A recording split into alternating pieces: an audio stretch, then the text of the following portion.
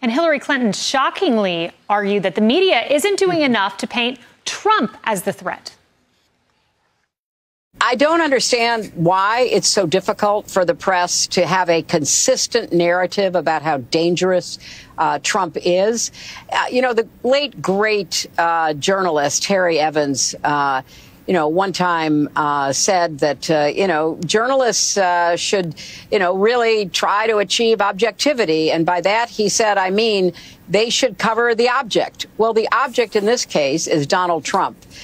His demagoguery, his danger to our country and the world, and stick with it. So, Brian, Hillary wants us to talk about how dangerous Trump is when she is the one being dangerous at a time when Politico, this quote stuck out to me, the 2024 presidential election is taking place at a time when the U.S. is facing the most complex, dynamic, dangerous threat environment I've experienced in the 40-plus years I've been working in law enforcement. That's a former senior Homeland Security, intelligence, and counterterrorism official. And she had the audacity to go on primetime television last night and call Trump a danger. Well, she's deranged since 2016. I mean, there's no question about it. She still thinks that the Russians gave him the election, although she paid for the dossier that launched that 2.5-year lark that you had to be a part of, and that the whole country was distracted from. And 2.5 years, Trump had to verify that he was actually the president of the United States. We, as a country, we now acknowledge he won in 2016. She is still not over it. But the one thing that I am astounded by is I'm looking at Peter Baker, who wrote a good book about George Bush. He could be fair at times. He is actually, him and Lester Holt have named the assassination and then blamed Trump.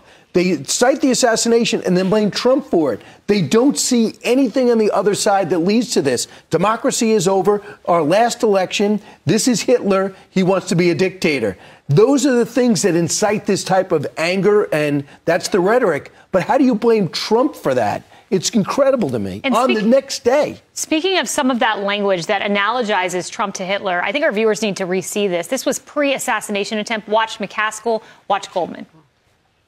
It is just unquestionable at this point that man cannot see public office again. He is not only unfit, he is destructive to our democracy, and he has to be eliminated. A lot of people have tried to draw similarities between Mussolini and Hitler, and the use of the terminology like vermin, and the drive that those men had towards autocracy and dictatorship. The difference, though, I think makes Donald Trump even more dangerous, and that is he has no philosophy he believes in. So it was McCaskill there that compared Trump, or said he's worse than Mussolini and Hitler. That's what I heard. And Kayleigh, Trump campaign compiled all of the rhetoric that has been very dangerous, very targeting of Trump. We will scroll it as you react. Yeah, this is even a remarkable shift from the left versus the first assassination attempt, when they made at least a half-hearted attempt to sort of couch their rhetoric. Now they're just doubling down on it, and they don't even care who sees it. And I was thinking about why that is. Why are they now refusing to apologize for the environment that they've contributed to? And I think back to my own feelings after the first assassination attempt in Butler, Pennsylvania. I've said here before, I went from being a Trump critic in 2016 to a sort of reluctant Trump voter in 2020. And after the first assassination attempt, I remember any doubt in my mind that I was not going to vote for Trump in November being completely removed. I was actually excited to vote for him. And after I said that, I had so many people reach out to me and say that they felt the exact same way. And that moment was so critical, I believe, because for the first time really in politics since Donald Trump entered the scene, people were rethinking what they knew about the former president. They were rethinking what they had been told about the former president, including that he was a fascist, that he was a threat to democracy. And that changed the way that they perceived him. That is what the left is scared of. The assassination attempts destroy the left's narratives about Donald Trump. And that is why they're refusing to change course now, because that is what they're scared of more than Donald Trump being shot and killed. And I think people forget Donald Trump's a person. I saw Don Jr. saying, how many times do I have 5 conversations with my 5 children that their grandfather was almost killed? And here I had to have it 5 more times. Yeah, I want to go back to something that Kayleigh just said, because she's absolutely right. It's reputational harm that they are worried about. So Daniel Goldman, the New York congressman that you saw, who said that President Trump should be eliminated, he said that in late 2023 Not soon after that, he had to apologize.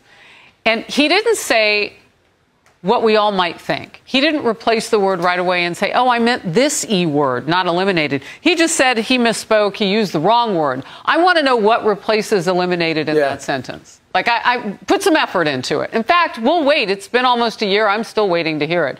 But it is that reputational accountability that happens almost immediately for anybody who calls for the death of somebody else if we live in a civil society.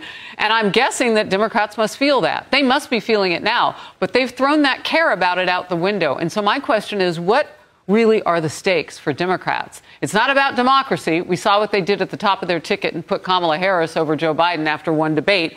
That didn't even move the needle in the political polls that came out. So I'm waiting to hear and to learn what is it about this moment that makes them particularly bloodthirsty as they speak about this president. Emily. Guys, the president of the United States said to put Donald Trump in a bullseye.